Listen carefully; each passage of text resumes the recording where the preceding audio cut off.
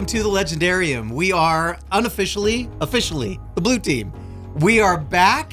We've taken over the studio again. We could be the blue team. Why aren't we the blue team? Well, we were kind of saying no more teams. It's just the Legendarium, but we're the blue team. I feel like being aqua today, so. Okay, well, and I'm wearing green, but I'm not the green team. So I guess we're the Expanse team. That's what we are. The expansion team. Why do we have to put labels on things? Nobody even cares. Nobody even cares. We are the Legendarium. We are here today to continue our expedition into the Expanse. We're going to start finishing. That's kind of an oxymoron, but yeah, it makes sense. Stephanie, we've roped her into it.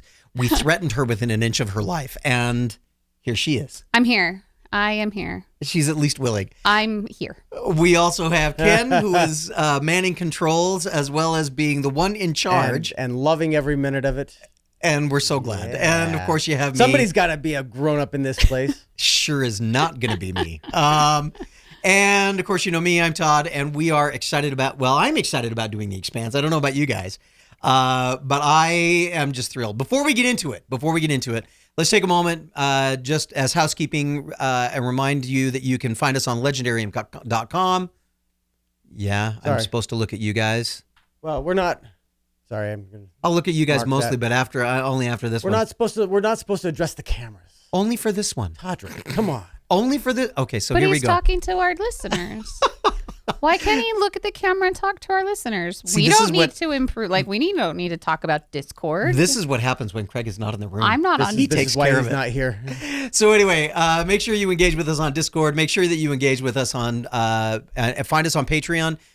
Support the podcast any possible way you can, and come and have fun with us. And now that we've said that, what do you guys think about coming back to the Expanse? I know Stephanie's excited about it, and I am so excited about it too. I actually really am. As long as you guys, this is awesome. Stephanie's I love face. Your smile. If there was a more death's head, I'm here under penalty of my life smile. That is exactly what Naomi Nagata looks like when she is anywhere around. I'm pretty sure that's exactly how she feels being on the roasty with all those men. Is just, I'm just gonna smile. Yeah, I'm here. Yeah, there we go. Wonderful kind of a deal. I really am excited to be back into it, though. Well, yeah. Partly because it gave us an excuse to get back together. Yes. I am actually very excited about. But also because I was interested in finishing it now that Leviathan Falls is out. We're like, let's finish this thing out and, get it off of Stephanie's back, basically. Yeah. I've been spending 2 years just being concerned greatly about what has happened in the Expanse universe. You almost delivered that convincingly too. That's why you're an actress. Yes. I can act like I like this book. I have to admit, I have loved this series. And when we stopped, I actually went back and watched the Amazon series and quite enjoyed it, and got to the end of season 5 or whatever it was. And I was like, oh my gosh, we need to finish this. And then things happened. Life happened. The world happened. And I said, okay, I don't have time right now. But now I'm at a point where I have time and there is an opening, and I roped you guys into it because everybody wants us to do this. So I'm just terribly excited and very grateful that you guys are willing to come along for the ride. Kenn, it didn't take much convincing. It really didn't. And I appreciate that. Kenn, do you have a recap that recaps the recaps as well as recapping the portion of the book? Because we're only going up through 26. Wouldn't that be a thing? But a recap of the recaps of the recaps that you did. That's like recap Inception. I don't have all that. I should have done something like that. So in full disclosure, and you can kind of hear it a little bit, I got sick last week. And we had to put off doing the recording a week, and then I got busy, and I still didn't finish my recap. So it might be jumbled mess. It doesn't have anything to do with the fact that you went and watched Top Gun like 8 times in the meantime. Has it only been 8? Only. I mean, that's a low number, Kenn. I'm surprised at you. You guys say it like I'm obsessed or something. Do you want to know how many times I've seen it? I do. See this circle? Are you serious? Is that the top of the 8? This is the only circle of how many times I have seen. Yeah. So 10? There's a 1 next to it, right? Right. Wow. I'm so impressed. I have not seen Top Gun.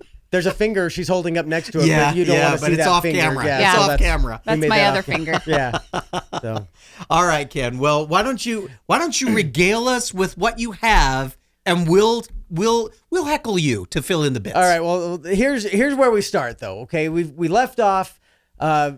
Earth and Mars had been attacked, and the OPA had all been attacked, and Marco Inaros has risen his free navy, and from the ashes we will arise. So 3 months have passed now since the new free belter, not terrorists, stole. I got a whole bunch of S's right there in a row. Not terrorists have stolen a bunch of Martian gear, stealthed a bunch of asteroids, and dropped them down Earth's gravity well, and commandeered a bunch of OPA space stations. Mm-hmm. That's where we're at.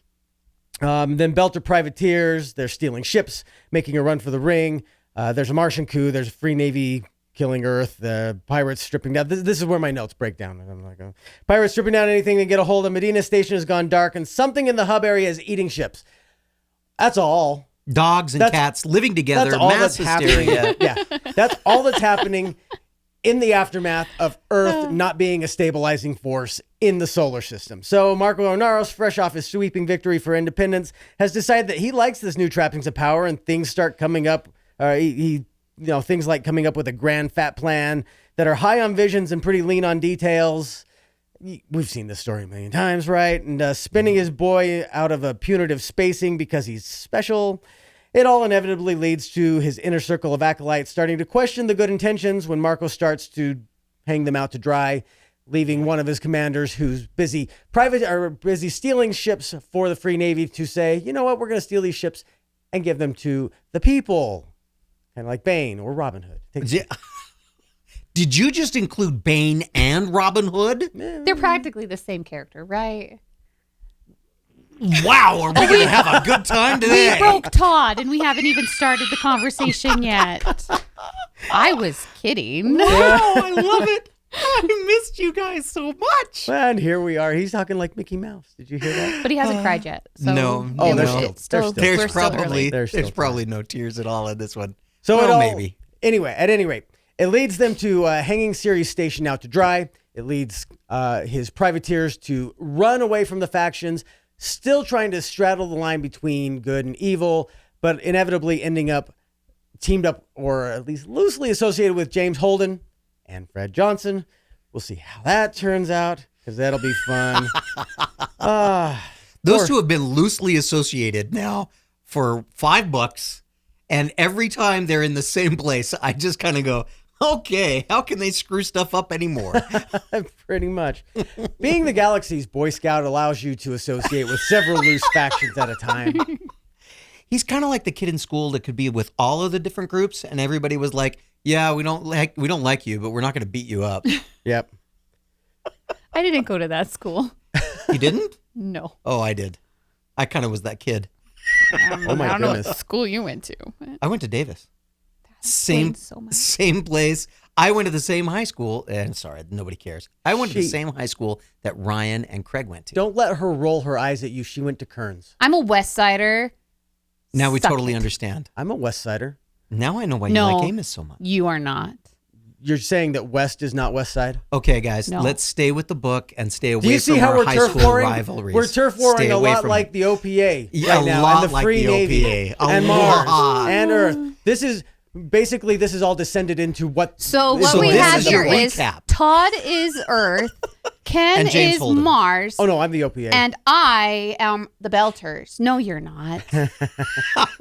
You wish you were the Belters. I could be So- Mars. That's fine. Mars So is now that fine. we have given a reality play, a morality play of what this is all looking like, should we get into our conversation of the book? Oh, and to tie it all up nicely, James Holden has decided to go all Ken Burns and start humanizing the belt. So that's fun.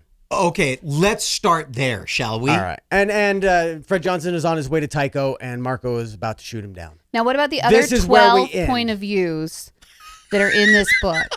Because you've really only touched on one. So I need a recap for the other point of views. Prax is in this. There are people on Medina. Because this is a new point I'd like to point out from the other books that I just didn't care with this one, is how many points of view are in this stupid book. Okay. You struggled with this, didn't you? I know we were going to save this. We have Discord comments, and I do want to point this one out really quick. We will get back to more Stephanie Discord. think of all of the points of view? I think that's exactly how they phrased it too. That's the tone of voice that they used to. You guys keep talking amongst yourselves for a second while I wonder find that- I this want to really know quick. who this. I want to know That who's tone asked of this voice question. has this emoji on it. I'm sure. Oh in my front of it. gosh, it's So as long as we're waiting for Kenn, let's stay with the let's stay with Oh, this statement. Oh, it was now he's it was found Kip. It was Kip 10 Oh, okay. who pointed out that this book reads a lot better if you skip all of the Medina chapters. I am not disagreeing with that. I saw his comment on that, Yeah. and I said, you know what? Yeah, it would read a lot better that way. Yeah. I spent a couple of days with some of our Discord listeners. They were very thrilled when I told them we were doing the Expanse, and that it must have been Kip that had asked me that, because one of them had asked me, "What do you think about all the different points of view?" And I'm That's like, right. "Shoot me now." Yeah. Okay, so let's stay with that one, and we'll come back to Ken Burns a la James Holden later. All right. Why do you think they included so many points of view? I mean, as you're looking at it, can you think of a reason? Because they hate me. Because Oh, wait. I'm sure they wrote it I for think you. that don't was know. exactly the reason. They're like, there is a girl in Utah that is going to hate this. Let's Eventually.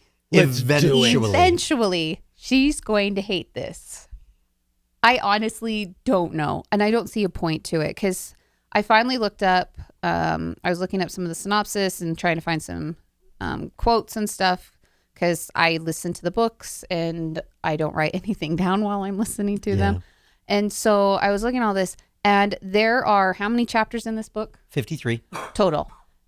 The character with the most chapters at 11 is Holden. Yes. And I think it's paused right after that with 10. Yes. I think And so. there are a slew of people with only one chapter. And I was like, what is the point of this? Why do I care? And they're even in like the same places. I'm like, why couldn't you have just kept with the same character? I don't know. Because they hate me. It They hate doesn't you. bother me. And- So it doesn't bother me necessarily that they switch. I don't even remember all of the characters' names on Medina, for example, but I lump them all together as this is all on Medina. Yeah. This is all on Ganymede. This is all, whatever. Because Prax, I think, needs to be in there. I think the point of all of the different points of view is what we were talking about earlier when the recap descended into madness, is that there are like 17 that we started out with 3 factions, Earth, Mars, and the OPA, or the Belt. And now we have the Free Navy, and now we have people who are disillusioned with whichever side they were on, who are forming these little sub-sides. Sure. And so basically, Frank and Abraham are like, let's see what all of these 17 sides are. Yeah. And they're trying to say this is how this inner main story is affecting all of these ancillary things. And what happens is it's a great idea in theory, but now we're in practice. And So I actually loved it. And I know that makes me either the voice of sanity or the voice of insanity, but I really loved it. And the reason that I did was because it felt like what they've done is they've taken up the threads of all of these different people that the Rocinante has touched. And they've said these people are still being affected by everything that happened when they were there. We've got and some of it you've got to expand that a little bit. We've got Red and her wife on Earth with their little girl. We've got Prax that's floating around. We've got Clarissa. We've got all of the people on Medina Station that have been impacted by this, positively and negatively. All of these, it's all about. Maybe the Rocinante is the bright center of the universe. It's all about everyone that the Rocinante has come in contact with. And I found the fact, and I guess the other part for me that I liked was that this attack, this devastation that is going on Earth and also going on Mars to a lesser extent is impacting everywhere. The chaos and the insanity that occurs as a result of that, of the destabilization of the one thing that was holding everybody together, like it or not, was holding everything together. And now everything is falling apart. And the opportunity to show how all of these threads of humanity's tapestry, see, there I go, being all grand and glorious, are is all that getting a doctor over there? are I all see? getting frayed. And we've got an opportunity here in the middle of this story to say, look at how much crap can happen in everybody's lives because one person is an idiot. Well, and I think I'd rather prefer, as some other styles, is like the idea of like interludes, or you have like your sections and you're going to follow these 3 characters in this section. And then you get 2 or 3 chapters of these individuals. And then you follow. Sanderson. Yeah, something more like that. That I think just for the way I focus on a book and the way I read through books. Sure. And I can actually follow them with all of these teeny little, and you're like, oh, and you're over here and you're over here and you're over there and you're over there. And like, I can't follow things, especially listening to the books the way I do, that it's confusing. And I was like, I don't even know where I'm at because I don't actually know who this character is. And you just threw out some name. And I was like, I don't know where they're at anymore. And then everyone's moving all over the place. Then they're like, they're not on this space station anymore. They're on this moon and they're over here. And I'm like, I can't keep track of everything when you have 20 different points of view in one book. And I think that's my biggest complaint about this series as a whole is I get to the point where I'm like, I don't care anymore. I don't want to finish the book because I'm so confused. Then I don't have any real relationship with the characters that I've been reading about because it's, oh, I read a chapter about them and now they're gone. And like, why do I care about you? We need to get you a good part summary, don't we? Maybe. We should work on that. A la William Golding's, was it William Gold? Not William Golding. Whoever it was that wrote The Princess Bride. Yeah, William, anyway. He wrote the good parts version of The Princess Bride. Yeah, anyway. We'll work on that for you. How Thank about you. that? But you're still loving Naomi, right? I love Naomi. So, And while there is not necessarily a lot of I Naomi. love the Rosie Yeah. crew. I love Amos and I love Alex and I really do actually kind of enjoy Holden, even though he gets kind of annoying at times. What about Bobby? I love Bobby. Bobby's always been my favorite. And I love how they're actually kind of expanding the Rosie crew a little bit. Like they've brought on Clarissa and they've brought on Bobby and like things are happening on the Rosie. And I was like, I'd be okay if there's more than just 4 people on the Rosie, and but it sounds like there will be. I mean, that was a big point of the book is talking about expanding the crew and the logistics of expanding the crew. That was one of my favorite conversations, actually, was the conversation between Naomi and Bobby, where she says, do you like that bunk? You don't have to thank us for staying here. If you like that bunk, that's your it's bunk. yours. Yeah. He's like, I don't know, how does Holden feel about that? Who cares, actually? He feels like our gunner is Fred's ambassador. Oh.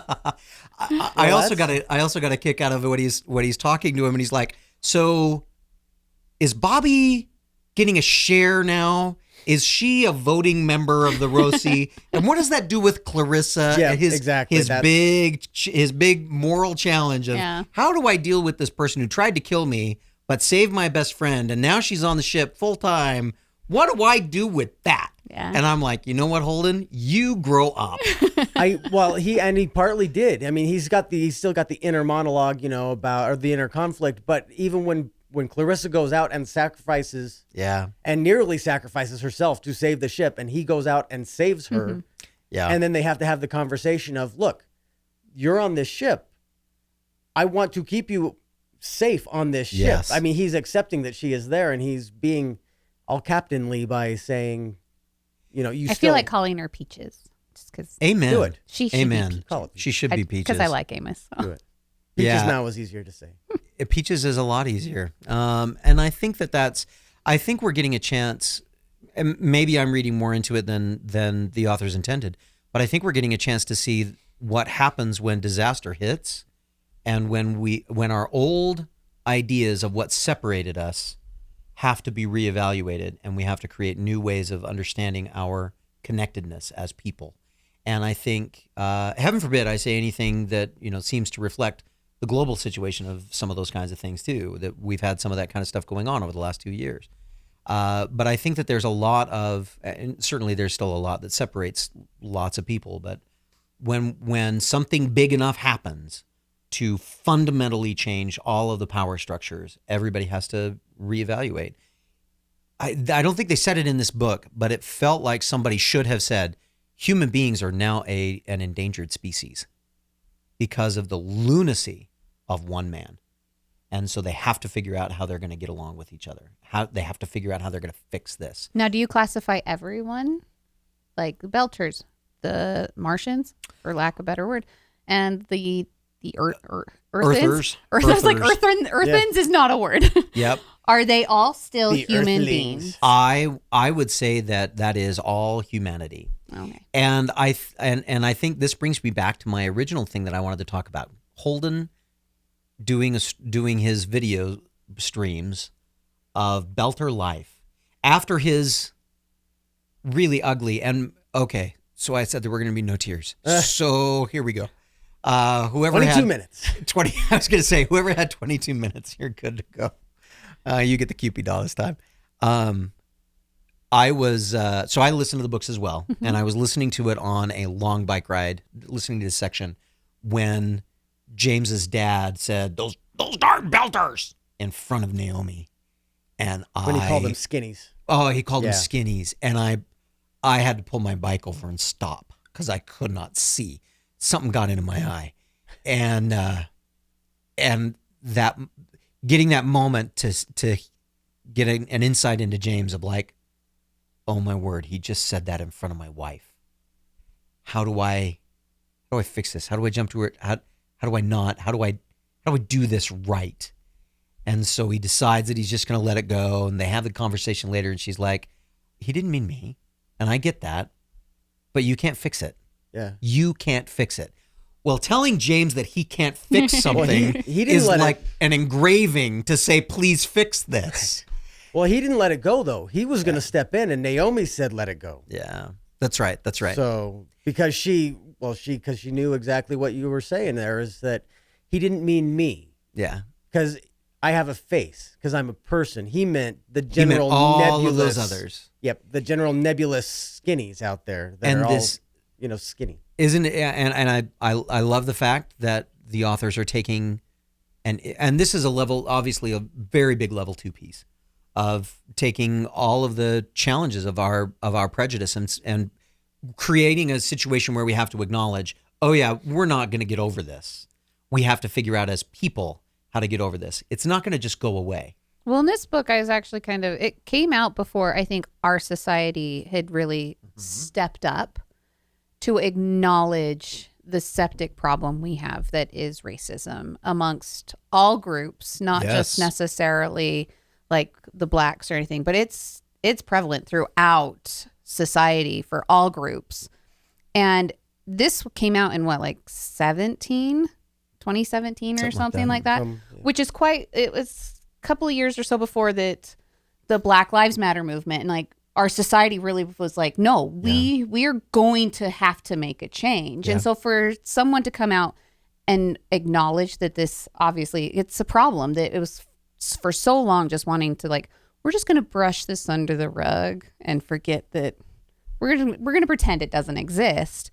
For an author to come out and go, no, I'm going to acknowledge that this is a problem. And maybe it's because of the different platform that it's not a book taking place on Earth with our societies. It's Sure. a book taking place out in the universe where Hundreds of years from now. humanity has developed into, as a humanity, we've developed into different races. Yes. That the people that have grown up on Mars and in the Belt are not the same people, because I mean they can't even survive on Earth anymore. Correct. Naomi Correct. will never come to Earth Right.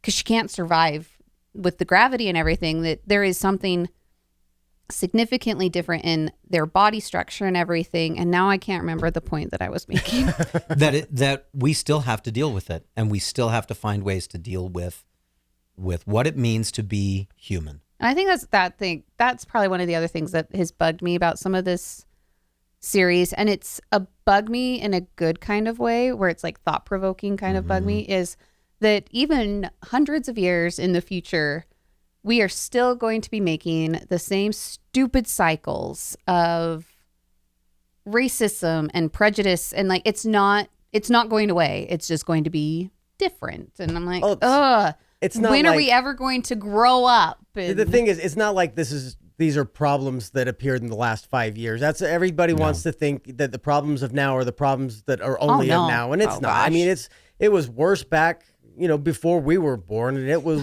I had a it was- grandpa that fought in World War II, and I can't even repeat half of the things he said.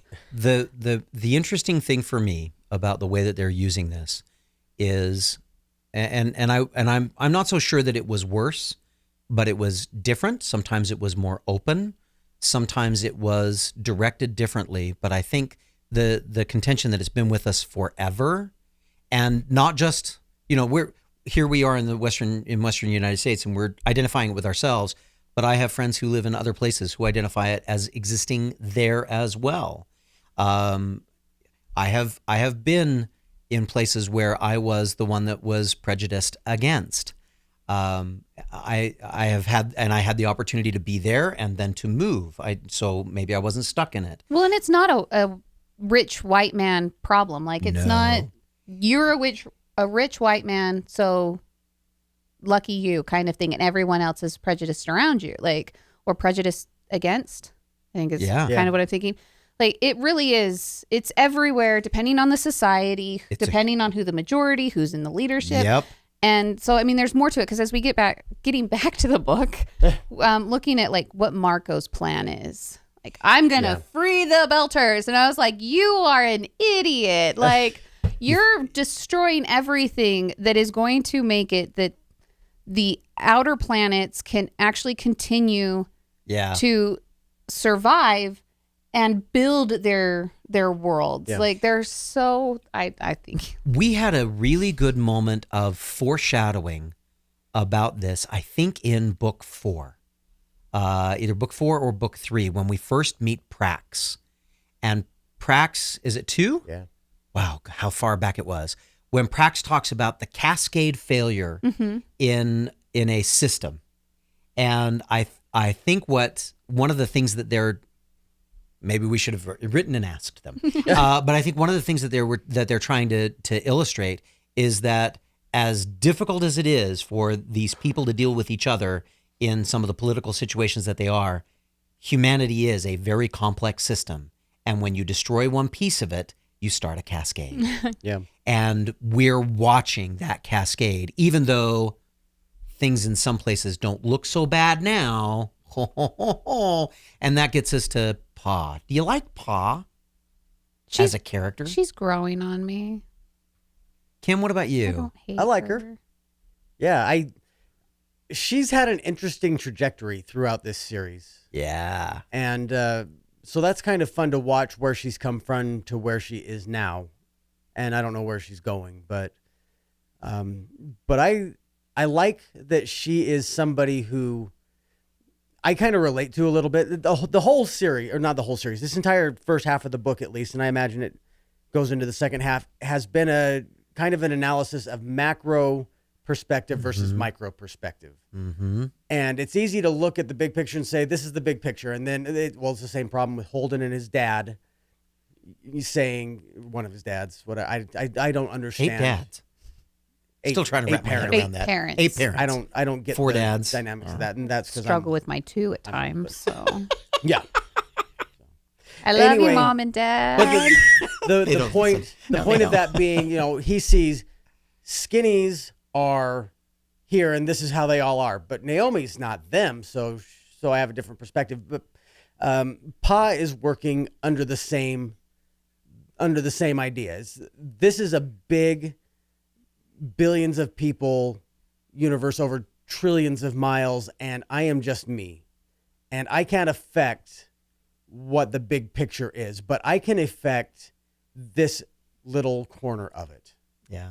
And I feel very much the same way. And Frank and Abraham mentioned something about how social media, even in the 23rd century or 22nd or whatever it is, was a dehumanizing factor. And, oh, good heavens, if it's not now, then you're not paying attention. And it's easy to see the big picture and go, oh, I can't, can you believe what's happening way over there and stuff, and lose focus on what is happening here and what I can affect here. You know what I mean? In my community, in my state, or in my family, in my neighborhood, whatever. And I think Pa she has gone from seeing the universe and going to, how can I affect my neighborhood? Okay. How can I affect what I can affect? And now she's doing that. She's saying, this was the this was the plan all along, to take these supplies, liberate them from the rich, and give them to the poor, a la Robin Hood or Bane. Stop them going through the ring.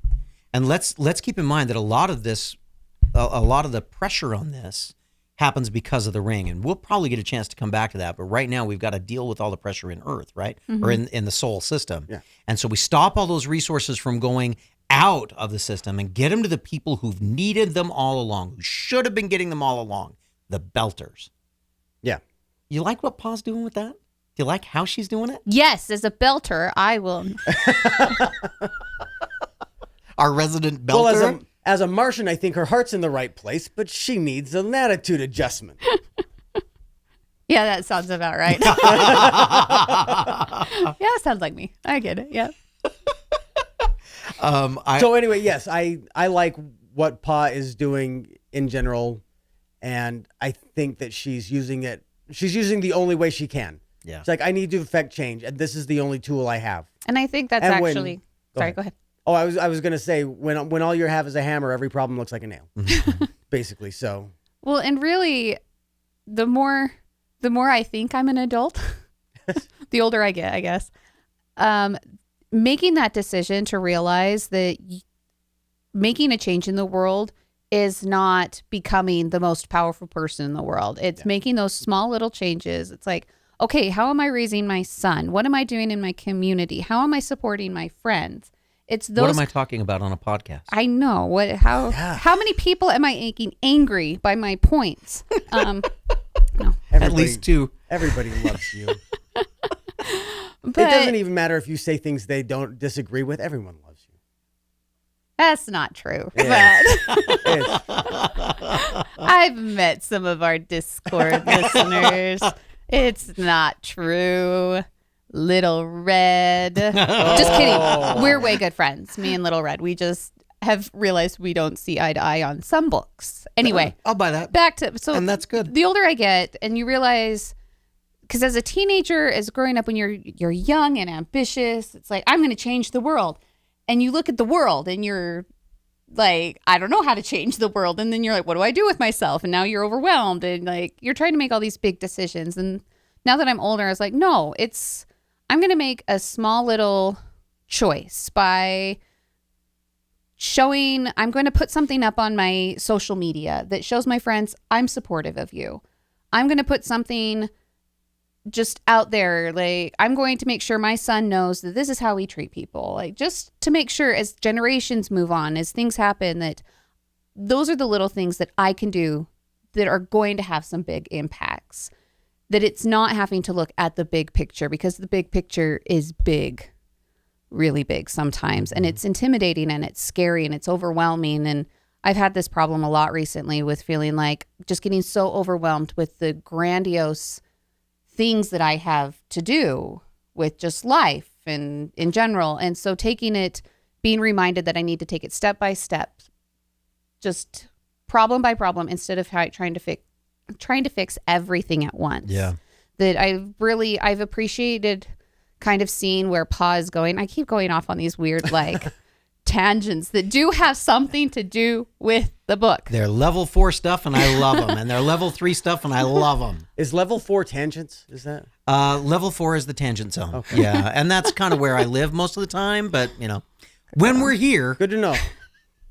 Could you guess? But I do see where I hope Pa's storyline is going, as she's realizing that it's the small things that are going to make the biggest difference in her world. And this idea of the small things, I mean, the small things in this particular case are life-saving supplies, and a decision about where those supplies go. And for me, the interesting thing, and I maybe it's part of my dealing with the same kind of deal, is she's looking at the people around her who are saying, trust me, I know what's good for everyone. And she gets to a spot and she says, no, you don't. You have no clue. One does. You have no clue. And so the only thing that I can do is what I can control. So I'm going to. And I'm going to follow. I love the moment where she says to her family and to her, that when she uses the magic word, she says, oops. Yeah. I'm going to share that with my family, that the new magic word is oops. When they were saying that the first time, I'm like, thank you, please, excuse me. No, it's oops. And she says, I did it again. I trusted that somebody else knew better than me, and they don't. So they've changed the rules. We're changing them back. Yeah. And we're going to make sure that these supplies go to places that need supplies. We're going to get them to the Belters. And Which was the plan all along, supposedly. So that's how Marco sold the plan. do we really believe that Marco thought that, though? No. I think Marco was trying to get to a point where he was going to just gather on all the resources, and anybody who didn't agree with him was going to get spaced. Yeah. Naomi mentioned it in book 5, and she mentions it again in book 6, that Marco is a guy who was big on ideas and short on logistics, short on what happens next. He just wants the big, sweeping, grand gesture, and he's the worst kind of leader. And I'm not going to get terribly political with that, but we have far too many of those in power right now. Okay, so let's get really far away from that. Let me ask this question. How similar is Holden to Marco as far as big on ideas and small on logistics? I think the big thing between Marco and Holden that makes Holden the good guy and Marco the bad guy is the people that Holden has around him. Yeah. And the trust that he puts in those people. Yeah. Like Holden is not afraid to admit that he made a mistake. Beautiful. When Marco makes a mistake, all of a sudden it's his fault. I didn't do it. It's your fault over there. And we have to get rid of you because you made a mistake, and it wasn't their fault to begin with. And I think Philip has seen a lot of that in that realization that, oh, how come when everything's go right, he's getting all this praise, but when everything goes wrong, I'm the one that's at fault for it. Yeah. We'll get into, I think we'll get an opportunity to see even more of that. Yes, as we move on. definitely. Yeah. But that's the big thing, because it's easy. It's such a fine line with some of these in a lot of the books that we've read, where you look at the good guy and you look at the bad guy and you're like, they're the same person. Yes. But it's who they've kept around them, who they've trusted, and the decisions that they've made that have made one a good guy and one a bad guy. In fact, going along with that, I think I think as I look at it, I bring it back to one decision that they make, and that is the decision to take responsibility for their screw up, and to say, now how do I fix it, and who do I bring in to fix it, instead of, no, it doesn't need fixing. That's how it needs to be. Yeah. And I think we've seen that happen multiple times as we've moved through this, as we've moved through the Expanse. And I think that's a level. I mean, for me, that's one of the things that I look at and that I take away from these books as a level 3 piece. It's about acknowledging, yep, I screwed that up, and that's what allows us to keep trust, to keep confidence, to continue to have influence with people. Is to be honest about where we screw up, so that we can own it, so that we can move forward with it and make it work. When that's used appropriately, it's a really powerful tool.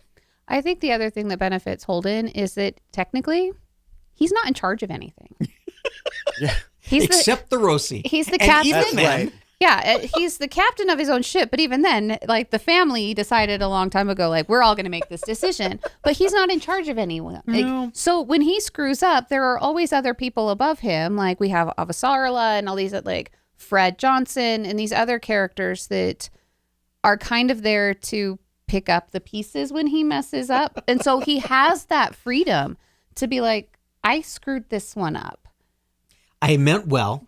Yeah. I like, did the best I could. I tried. But I'm sorry. I screwed up. And so for him to be able to say that, it kind of gives you a little bit more freedom, as opposed to when, like, Marco, who is trying to start this revolution, you say, like, when you're a new leader or whatever, and you're like, I'm sorry, I screwed up. Guess what? You're not a new leader anymore. Yeah. Someone else is going to come up behind you and knock you out. But only if you're a terrorist.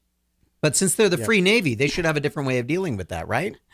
But so that's the other thing that I think is beneficial, and maybe that's kind of the pedestal Holden always gets put on. Yeah. Is that he's the Boy Scout of everything. And I was like, well, he can be, because in reality, no one actually has to listen to him. Like, and whenever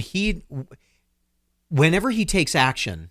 In fact, I think there's a moment where he says, I really thought if we just gave people facts, they would do the right thing. And the naivete of that in the first several books. Wouldn't that be nice? Yeah. And now he's getting to the point where he's like, people don't do the right thing with facts. So maybe I was giving him the wrong facts. So let me start again. And we're going to try. And Fred Johnson keeps looking at him like, oh, kid. Make sure you have that translated. That was one of the lines I loved. Make sure you have that translated before you beam that out. Right. Because I'm sure there was something in that was probably offensive to somebody somewhere along the line. Holden gets away, and I love what you say. Holden gets away with it because he has people around him to help figure out how to fix it. But Naomi keeps getting attracted to people who have big ideas, and I don't think that makes her flawed. I think that makes her very human, and I think that she's learned. We get an opportunity to see how she's learned between those two choices, why one is so much preferable, and I've enjoyed that. You brought up Philip. Philip in this book. I mean, if there's anybody I feel sorry for Philip. He's got a dad who keeps telling him that his mom is trash. He kind of almost believes it. Everywhere he turns, everybody is trying to tell him what to think about all of the people in his life. And nobody's talking to him about real things. They're talking about opinions. They're talking about attitudes. They're talking about, well, in history, in the future, your father is going to be seen as a great man. Well, what about today? What about today? The father convinces him to be part of the process of destroying civilization.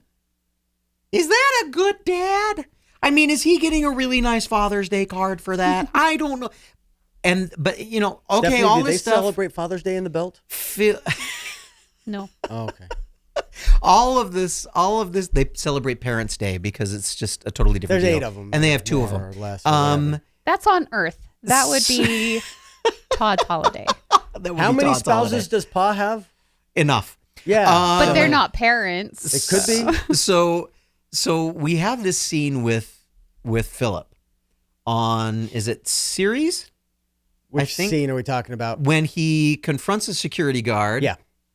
And we have Fred Dawes. Is it Fred Dawes? Anderson. Dawes Anderson. No, Anderson Dawes. There I you was go. like, Fred Johnson, Anderson Dawes. I was yeah, like, they're all Dawes the is his same. name. I know it's Dawes. Anderson Dawes. Anderson Dawes looking at Marco and saying, your son can't be here. The only reason we're having this conversation is because it's you. Yeah. Yep. And Marco knows. That's one of the differences in Holden and Marco is Philip shoots a security guard, which is a spacing. That's a spacing. And Marco's like, we can let this one slide, right? I mean, how would it look if my son was, spaced because, he's got this reputation. He's got this image to uphold. He's got his glory to magnify and all of that, which I think Philip sees that, because I think Philip he's riding this tightrope between guilt and wanting to feel praise for the things he's done and feel guilt for the Guilt and thing glory. that he's done. Yeah. Guilt and glory. There we go. Well, and Naomi And- told him he would at one point. Yeah. Yeah. I mean, he drops a rock. He steals the technology that drops a rock on Earth that kills billions of people. And he's supposed to feel glad about that. And he feels kind of a sense of pride that he did this big thing, but he feels guilt at shooting one man. And he's writing this. He's like, I should feel guilty about all of this stuff, but I don't, but I should. And here we see the inner turmoil of Philip. And then he sees this thing with his dad. This is where he's going to be a problem, or he's going to have a problem. Yeah. Go ahead. Oh, were you going to say something? I have lots of things to say, but you can say your things first. I'm done with my thing. I was just going to say this is it's a beautiful setup for one of 2 things, for a really beautiful awakening or a really ugly comeuppance. And at this point, I'm not sure which one we're going to get. Yeah, at some point he's Yeah. going to have to choose which parent he's going to listen to. If he's going to listen to the advice Naomi gave him in the previous book about what the path that he has taken, what that leads to. Because there's a moment when she talks about that Marco has put blood on her hands as well. Mm-hmm. And I think that's a kind of a powerful statement when you talk about I have blood on my hands. Usually it's by your own choice. But the fact that someone else has manipulated you into doing this is kind of that scary thought. And that's where Marco, his charm and everything. And so you have Philip that's going to have to decide, is he going to follow his dad and the type of person his dad is by making those decisions, or is he going to listen to Naomi and follow her advice?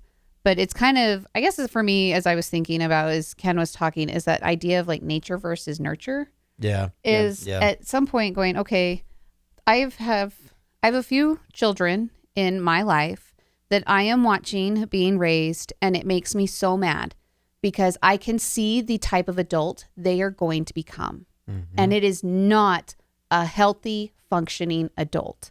Yeah. However, if they were being nurtured the way that they need to be, they are good kids right now that are just on a very bad path. Are you talking about my kids again? Well, your kids are adults. It's a little late for them. But it's really hard when you're looking at this child who is being raised in a bad situation, who's being taught these ideals, these concepts that Philip has been raised with. Yeah. And the type of person that his father has been manipulating him into becoming, where on the outside, as a spectator in this child upbringing, that you're like, I can't do anything about this. Sure. You're not my child. It's not my life. I only have this tad bit of experience and influence that I can give them. But in the end, he's like, he had no choice. Yeah. Really, in reality. He was raised by the one parent surrounding him with all of the reinforcement factors that had one perspective. Yeah. That's all. So it's just hard because there are so many adults I look at and I'm like, you're a terrible person. And so then I start questioning myself going, well, are you a terrible person because you actually are really a terrible person, or were you raised to be a terrible person? Like you have like serial killers and people that were raised by wonderful parents, and like, so there are both sides of that story. Yeah. There are two sides to every coin and everything. So obviously bad people can be raised by really good people, but I think that's where Philip is just, I feel sorry for him. Yeah. As a character, as a child, because he's still a child. He's like, what, 15 something? He's in his teens. Yeah, he's a teenager, which I guess some people are going to be like, that's not a child. Guess what? Yes, it is. Not in the belt. Hey. In the land of the Shire, you're a child until you hit 30. So, we can deal with that on all kinds of levels. So I have a hard time with Philip because, like, he's doing some really bad things. But as a mom, I feel sorry for him. I feel like he's starting to recognize that nobody really has his best interests in mind. I mean, he's been, since he was a baby, passed around as social currency, for lack of a better term. And social obligation. Yeah. He recognizes that people are basically, to a person, everybody is only nice to him because they think it can curry favor with his father. Yeah. And so he knows that he's a bargaining chip. He's got this crushing weight of expectations to be charming, big picture Marco Inaros, and he's just not. And he doesn't want to be, but he doesn't know any other way yet. So now here we are. He's at the gun controls of the Pella with his mother in his sights, and not just his mother, and Holden. Yeah. All these people that are supposed to be, and Fred Johnson, all these people who are supposed to be the worst people in the world, the people that he hates the most, and that his father needs removed. Yes. So I mean, Fred Johnson, Marco called him his white whale. Yeah. And which one of my favorite lines is, possibly he hasn't read the end of that book. Every time that came up, it's like, did you even finish the book, Dick? Doesn't matter. Thank you, Captain Ahab. Yeah. So and Ken, you're bringing us to a really good spot that maybe is a good spot for us to kind of finish. Before we finish, we have to talk about Prax because we were demanded. Oh, who demanded? Who demanded? What did they say? Kip, somebody else. They said, Well, let me find it. Talk amongst yourself while I find it here. Fine, Kip. So- we will talk about what you want to talk. So I have. Well, he was very emphatic. This about is it, going to so. be the most random tangent. This is the first episode that I have recorded. Wait. Since. Okay, sorry. now I'm ready. Hold on, I have to make this Okay, point. make your tangent. So this is the first episode I've recorded since our Legendarium con in Portland, which was like 2 weeks ago or something like that. Something like that. And I got to meet a bunch of our Discord listeners who are fantastic people. We had so much fun while we were up there. I wish we could have been there. But now all of a sudden there's like this twist. Like we talk about Kip and I'm like, I know Kip. Let me tell you about Kip. Where before he was just this face, this picture, because when you're reading through people's comments, it's different than when you're actually like looking at their face, having conversations with them as Yeah. we're talking about some of the books and stuff that we read while we were there. So now all of a sudden you're like, oh, well, Kip wants us to talk about this. And I'm like, fine. Okay. Well, Kip and me are friends now. So It's almost like this is exactly the point of the first half of this book about big picture versus humanizing people. Oh my gosh. Stephanie, you brought it right back around. also a plug to next time we all decide to get together, come hang out with us Yeah. because Yeah, please do. we like that. Okay, It's before we fun. get into Prax, Okay. I gotta read the quote that I marked from Naomi about this whole thing, about Holden's father, about Kiptan, about social media, about all of that. She said, "We're not people; we're stories that people tell about us." I had that saved as And well. which leads to Holden going, "Well, we're going to peopleize these people." Yeah. And okay, so anyway, We're gonna change the stories. But basically, he didn't have a point about it. He just wanted it talked about. Well, and not just he. There were a couple that wanted Prax's little personalized. What can I do in my sphere? Act of civil disobedience. Talked about where he leaves the yeast formula, the yeast results open on a public server, and accidentally sends them out. Oh, So check this out. So I think that I think for me the one as soon as that happened, the thing that starts him to decide to do that is this morning after experience, seeing his friend who had said, come with me to this meeting, just hear him out. And then he has to identify her body. Mm-hmm. And he starts to realize that, and maybe this is the moment where he realizes the entire system is in a process of cascade failure. And I'm at a nexus for a tiny little piece of information. What do I do about it? I told her to do it this way, but maybe there's a different way to handle it. Say whatever you want to about no good deed goes unpunished, but in a time in a situation where actions can be traced, actions have consequences. And so I think this effort, definitely we will see some consequences for it. But I love the way that he goes through this process of saying, I will do everything that I can to dissociate myself from it to protect my family just in case. Yeah. He's thinking about ramifications. He's thinking about consequences, but he recognizes, and for me, this idea that he recognizes that there are more people that need to benefit from this. There's more possibility of benefiting from this than just Ganymede, than just the people around him. He's now got to think much bigger. I wonder if this is part of the result of being on the Rosie. I wonder if this is part of the result of having the experiences that he had earlier. I think it is because he sees the videos produced by James Holden, and he says, "Oh, look at that!" And then he sees the responses to the videos, where people, and this is a classic James Holden moment where he says, "I'm going to do this and humanize people," and then people pick it up and go, "Hey, while you're humanizing people, let me humanize this person over here." And so Prax, 2 hours of a deep dive into these humanizing... Down the rabbit hole. Yeah, down the rabbit hole of humanizing videos goes, these people are socially rebelling. I can do this. Yeah. James would want me to do this. And they need this because the system won't survive without it. Yeah. Plus, it gives us an opportunity to see that the Free Navy is not liberators so much as they are conquerors. Like any of us knew. Yeah, just like it was a surprise. Yeah. So, yeah. So I think that I think consequences are a rule. I think that's going to be something that's going to happen.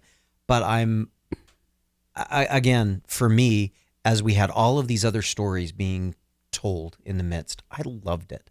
I really enjoyed it. I'm sorry that you didn't enjoy it near as much.